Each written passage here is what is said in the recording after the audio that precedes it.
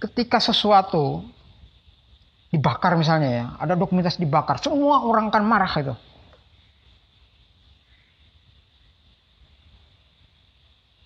Padahal dalam keseharian sebetulnya itu pengabaian itu juga penghancuran sebetulnya. Kan kita sebenarnya ngabaikan juga kan. Nggak ada juga yang peduli sebetulnya. Jadi ketika ada, ya itu teater jadinya. Jadi premis besarnya itu memang negara teater kan.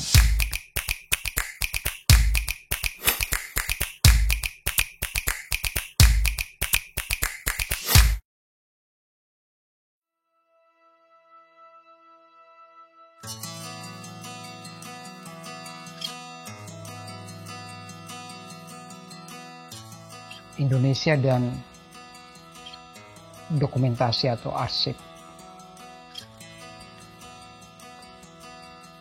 Secara objektif memang Indonesia itu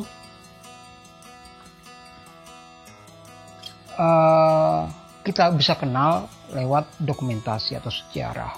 Kita tidak mengenal Indonesia tanpa sejarah. Terutama kalau kita definisikan Indonesia, kita mulai dari ketika pertama kali dibangun sebagai negara. Hanya arsip yang bisa menyusuri lorongnya itu. Tapi terkadang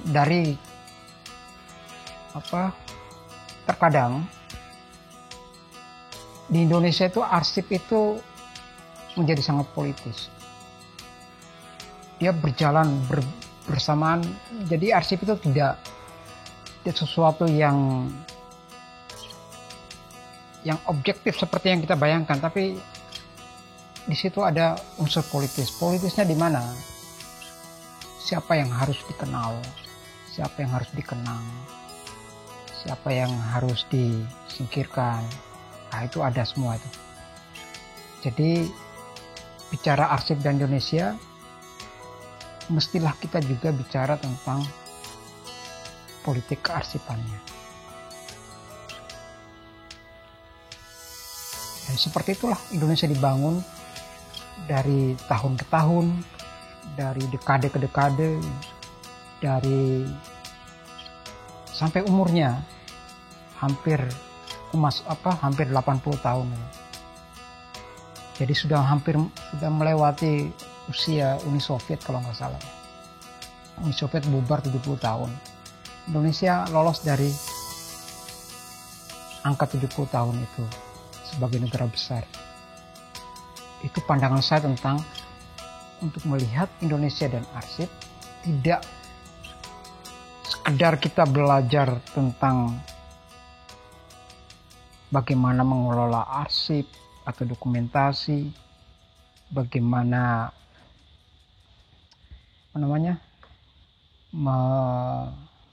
menyimpan atau hal-hal yang sangat teknikal gitu. Tapi ada yang substansial di sana adalah bahwa kita punya perangkat pengetahuan politik untuk memahaminya gitu. Karena sampai sekarang gitu. Nah, saya kemudian menjadi tertarik dengan itu karena justru unsur politisnya itu.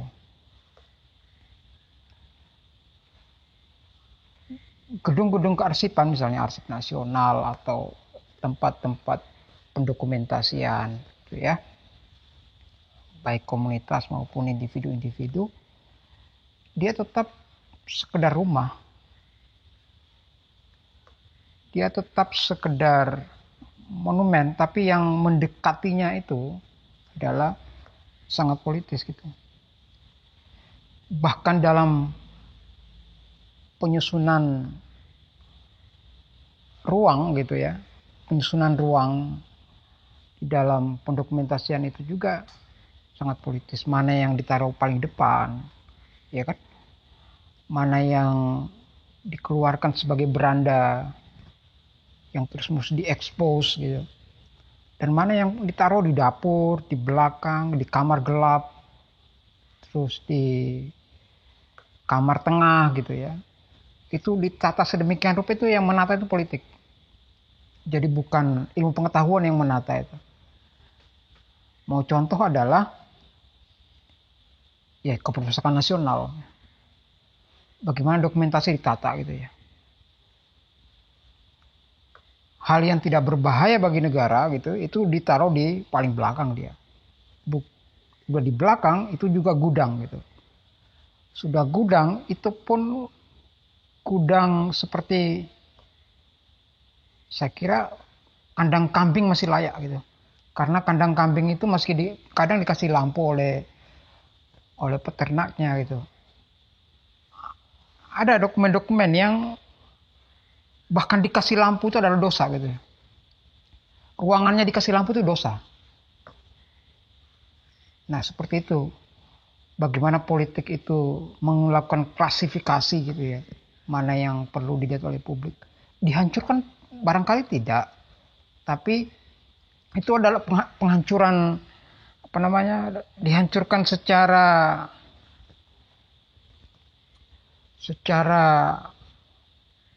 dramatisasi gitu ya. Dramatisasi gitu kayak teater gitu ya. Enggak, tapi pelan-pelan dan sangat silence itu ya. Lama, diam dan lama gitu, dibiarkan namanya. Nah, seperti itu. Bahkan dalam klasifikasi dokumentasinya ditaruh di mana gitu ya. Itu pun bagi saya sangat politis. Karena itulah perbincangan Indonesia dan arsip di negara kita ini mestilah melulu melibatkan tafsir politik itu. Lalu bagaimana kita menyikapi situasi seperti itu? Apakah kemudian berdiam begitu saja, dibiarkan aja gitu?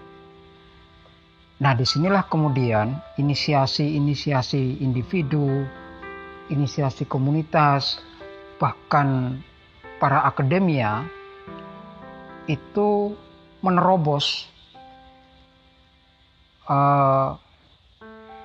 awan gelap dokumentasi itu. Berbagai macam langkah yang sudah dilakukan gitu. Bagi seorang akademia misalnya, dan mereka tentu saja tidak mudah ya. Mereka harus menghidupkan apa yang disebut dengan yang terpinggirkan itu. Yang terpinggirkan banyak, bukan cuma yang terlarang, tapi yang terlupa gitu ya. Sebab kita tahu bahwa pendokumentasian kita terpusat. Jadi hanya kota-kota yang tertentu saja yang bagus pendokumentasiannya. Dalam artian lengkap gitu ya. Lengkap, satu, bisa diakses dengan mudah. Yang kedua, yang ketiga itu adalah dia dihidup-hidupkan oleh warganya gitu. Nah, itu hanya kota-kota tertentu. Ya, Jakarta, Yogyakarta, daerah tertentu. Nah, yang lain-lain itu ada sih, karena memang ada kan museum-museum di setiap provinsi gitu. Tapi tidak hidup jadinya dia. Dia hanya sekedar ada karena tuntutan undang-undang gitu, bahwa dia harus ada gitu ya, dan ada dananya gitu misalnya. Tapi dia tidak hidup, warganya pun tidak hidup, tafsirnya pun tidak hidup. Mengapa? Itu bagian dari ini ya, bagian dari bagaimana posisi arsip kita kemudian dalam masyarakat kemudian. Jadi harus ada inisiatif dari para akademia itu satu ya. Juga komunitas. Ketika misalnya kita merasa bahwa pendokumentasian sastra Indonesia misalnya itu ya. Tidak terlalu bagus ya. Bahkan terputus sejak tahun 2000 di PDS HB Yasin kan terputus dia tahun 2000. Sejak HB Yasin meninggal itu pendokumentasian kemudian menjadi tertatih-tatih gitu ya.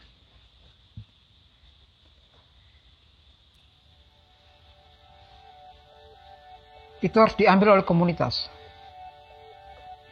Komunitas apa aja?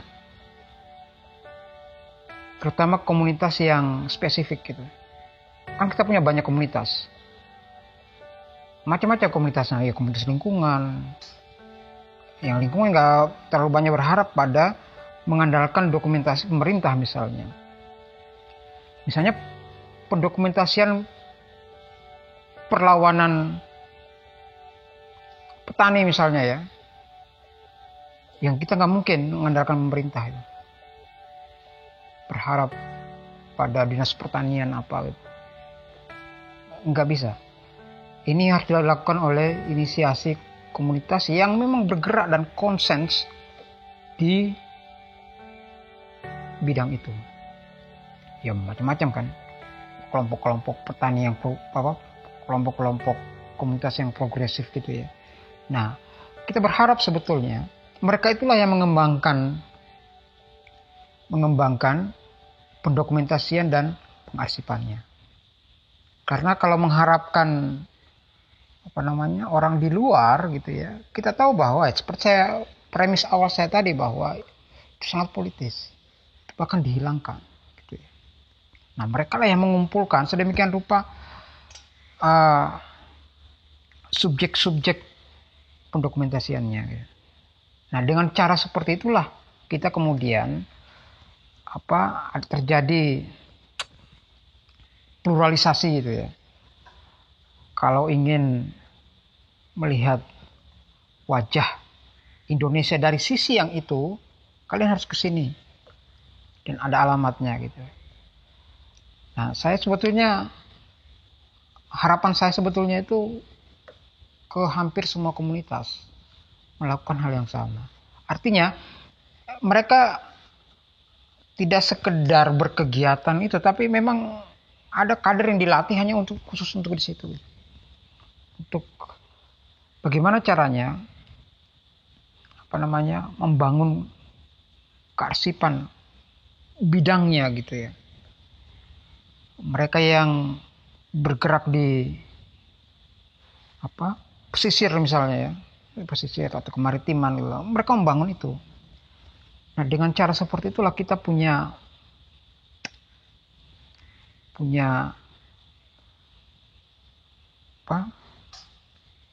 dokumentasi yang kuat masing-masing bidang. Itu sebetulnya yang bayangkan masih 2020 masih berharap gitu coba ya. Mestinya ini udah berjalan organik gitu ya kan, tapi enggak gitu. Ini artinya apa? Ini artinya kadang kita kalau saya bukan nyinyir sih. Modelnya begini. Ketika sesuatu dibakar misalnya ya, ada dokumentasi dibakar, semua orang kan marah itu.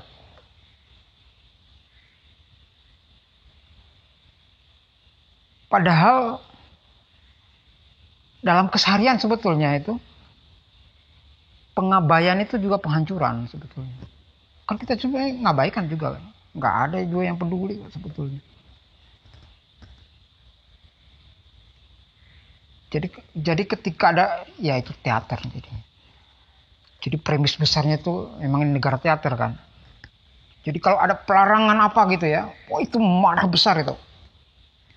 Tapi sesungguhnya tidak ada yang peduli juga sebetulnya dengan sesuatu yang, karena memang dokumentasi itu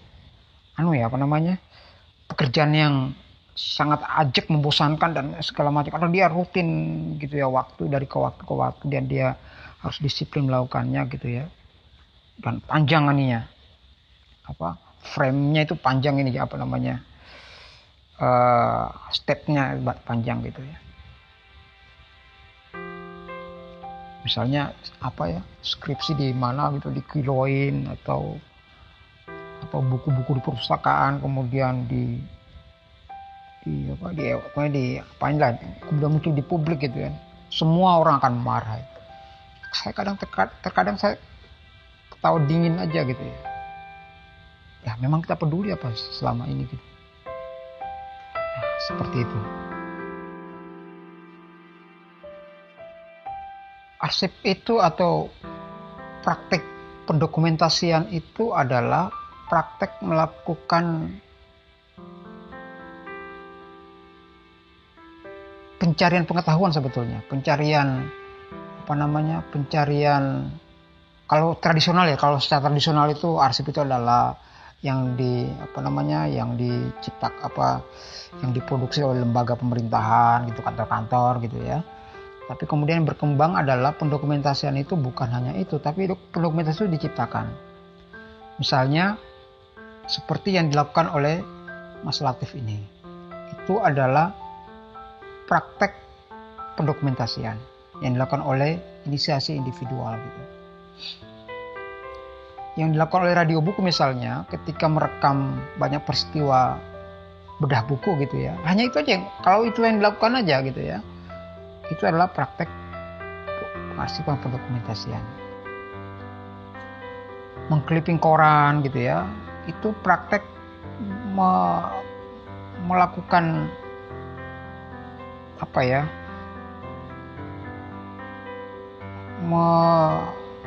melakukan pendokumentasian gitu. Menyimpan benda-benda juga praktek pendokumentasian gitu. Benda-benda, bahkan benda-benda yang tidak berarti bagi orang lain tapi berarti bagi dirinya, itu adalah praktek pendokumentasian. Jika itu dilakukan secara sistematis, ajak dan meluas gitu ya, maka itu bisa menjadi satu kompilasi pengetahuan yang khusus. Di dalam sastra itu yang dilakukan oleh pemenang Nobel Sastra dari Turki, siapa namanya itu?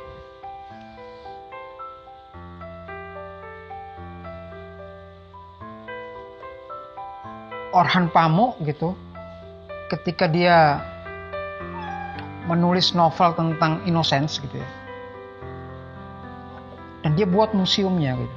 Museum Innocence itu benda-benda yang mungkin tidak, bagi orang lain tidak terlalu penting, benda-benda ya kayak kalau di Jogja itu ada kelitian itu, dia kumpul semua. Kemudian dia buatkan semacam museum mini, museum kecil dan rapi sekali gitu ya. Bayangan saya kalau di Jogja itu seperti Museum Sandi di Kota Baru itu. Wah itu dahsyat itu, cara penataannya, walaupun rumahnya kecil tapi 2 lantai atau 3 lantai gitu ya. Dan dituliskan narasinya gitu. Nah, dia menjadi menarik kemudian ketika ada narasinya. Nah, itulah yang disebut dengan praktek terakhir dalam pengarsipan, itu adalah menghidupkan. Sesungguhnya para penulis itu sebetulnya melakukan kegiatan pendokumentasian jika disadari sebetulnya. Misalnya ya, kalau saya menulis tentang novel gitu ya, tentang Sulawesi gitu ya, maka saya sebetulnya akan membangun dokumentasi tentang yang berhubungan dengan novel saya itu. Prakteknya persis seperti orang mengalurkan pengarsipan gitu ya. 1, mencari. Oke. Kedua, menandai. Menandai itu ngasih nama segala macam gitu ya. Yang ketiga, menghidupkannya. Menghidupkannya lewat apa ya? Lewat karya kreatif. Ya novel, ya puisi, ya esai, ya video gitu kan.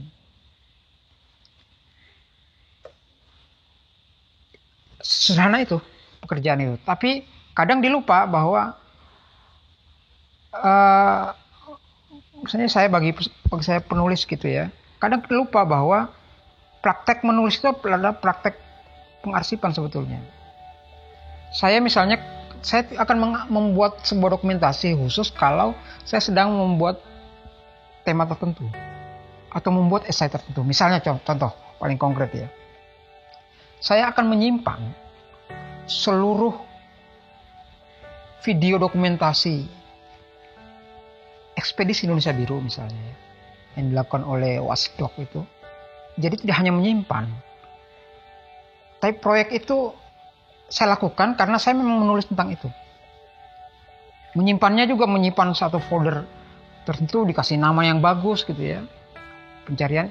Akhirnya ketika ketika selesai saya menulis itu satu esai bayangkan saya bisa menghabiskan berapa gigabyte itu ya, untuk menyimpan seluruhnya gitu ya, menonton seluruhnya, kemudian menuliskannya gitu ya. Dan itu saya simpan, nggak asal disimpan di mana, tapi foldernya harus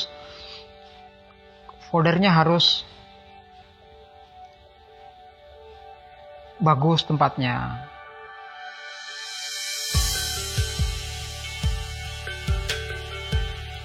Ketika saya menulis esai misalnya ya tentang Bromo Corah di halaman belakang Indonesia misalnya ya, dengan mengambil contoh kasus ekspedisi Indonesia Biru misalnya, ya saya melakukan praktek pengarsipan, pendokumentasian gitu ya. Saya akan mengumpulkan seluruhnya itu. Sudah 55 seri gitu ya. Ada sekitar 22 film panjang gitu ya. Saya kumpul jadi satu. Dikasih nama, dikasih tanggal, dikasih tahun gitu ya. Sudah nyaris pekerjaan seorang arsiparis gitu ya, memberikan katalog gitu lah, katalogisasi ulang. Enggak asal dilempar gitu saja gitu ya, dilempar di folder ini, folder itu, untuk melihat ya itu juga ya, untuk melihat bagaimana rapinya seorang penulis bekerja itu. Lihat foldernya dia, lihat aja foldernya. Nah, seperti itulah wataknya itu. Nah, bukan cuma itu, apa aja pendukung itu semuanya akan direkam itu. Bahkan ngambil dari internet pun tidak asal diambil, tapi direkam. Jadi satu tali folder itu. Dulu kalau si HB Yasin itu map kan. Nah, kalau kita sekarang masa pakai map, pakai folder gitu ya. Itu ada dalam satu folder dia. Bukan hanya video, tapi hal-hal yang mendukung. Misalnya, saya harus mencari semua karya jurnalis gitu ya, dan harus ada ini filenya gitu ya, yang berhubungan dengan bagaimana jurnalis melakukan perjalanan. Kan ada hubungan dengan itu. Mulai dari Adi Negoro, ada Parada Harahap, terus ada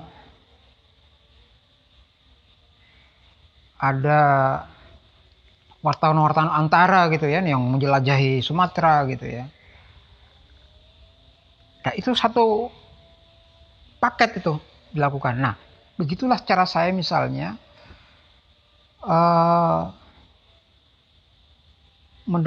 mendokumentasi pola pendokumentasian gitu ya. Jadi tidak bekerja, tidak ada tujuannya, enggak.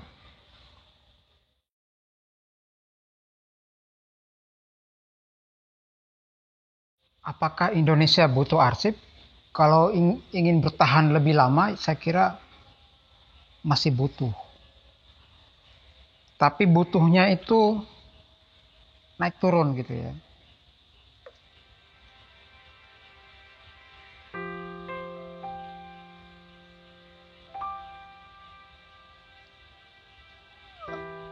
Arah politik kita itu nggak ke sana sebetulnya. Bahkan kebudayaan kita nggak ada jauh dari sana. apa, bahkan keseharian kita bukan bekerja untuk itu. Nah ini nggak dididik dari sekolah kan. Jadi ini hanya ekstase dari segelintir orang aja gitu ya. Apakah kalau dia tidak punya kesadaran yang kuat tentang kearsipan bisa hancur? Belum tentu juga. Jangan-jangan Indonesia tidak butuh, tapi yang membutuhkan itu adalah orang-orang tertentu yang mencintainya Indonesia sedemikian rupa sehingga mereka dengan dengan keimanan sepenuh-penuhnya gitu ya, ingin mengumpulkan dan menghidupkan narasi tentang Indonesia itu. Tapi kalau yang dimaksud dengan apakah Indonesia betul-betul butuh arsip dalam pengertian yang tradisional gitu ya,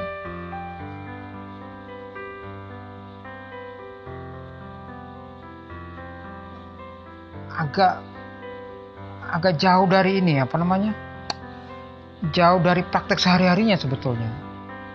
Karena untuk melihat itu, lihat di pendidikannya dulu gitu.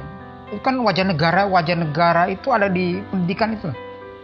Bagaimana kan arsip itu kan membuat kita berkesinambungan gitu ya. Itu kan tidak terpotong-potong di situ, nggak ada praktek yang inheren gitu ya, nggak mesti harus kamu belajar arsip, enggak, tapi inheren di dalam prakteknya dia itu ada, seperti yang katakan tadi itu, bahwa untuk kita misalnya dapat tugas buat makalah gitu kan, kamu harus mengarsipkan sebetulnya itu, dan itu harus inheren gitu, satu paket itu nggak usah diperintah, mesti melakukan kegiatan itu. Nah itu kan nggak ada itu. Dan itu hanya ada di kalangan memang ilmuwan yang sejati gitu. Ilmuwan yang sejati itu kan mesti dia menulis jurnal, menulis rute penelitiannya. Nah itu kan segelintir orang kan jadi ilmuwan beneran, ilmuwan yang bener loh ya, bukan ilmuwan yang abal-abal gitu loh, yang cuma nyari ijazah untuk jadi dosen dan segala macam gitu. Mereka buat jurnalnya, penelitiannya, panjang rutenya gitu. Mereka membuat sedikit demi sedikit membangun pustakaannya gitu ya. Nah orang-orang itulah yang saya kira membangun dunia pendokumentasian di Indonesia. Tentu saja lembaga resmi melakukan tiap waktu gitu kan. Karena memang tuntutan undang-undang gitu ya. Apakah itu tuntutan kesadaran? Belum tentu. Tuntutan undang-undang, karena di sana juga ada uangnya, lahan pekerjaan kan. Tapi kalau dibilang bahwa itu sudah menjadi satu nafas dengan kegiatan praktek ilmu pengetahuan, masih sangat jauh. Cara melihatnya, lihat aja foldernya mahasiswa. Lihat folder mahasiswa di laptopnya. Laptop itu canggih sekali loh ya, walaupun yang sederhana. Menciptakan Explorer itu, folder itu loh. Itu penemuan loh itu. Kalau dimanfaatkan dengan maksimum, itu perpustakaan. Itu museum besar itu. Satu folder di layar itu loh. Tapi cuma seberapa banyak orang yang menyadari teknologi itu, teknologi dasar itu loh. Enggak pakai Android atau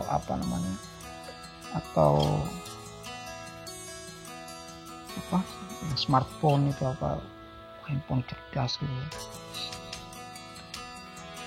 Atau yang kedua gitu, prakteknya aja ya, menyimpan nomor orang, menyimpan nomor telepon. Apakah kita menyimpannya?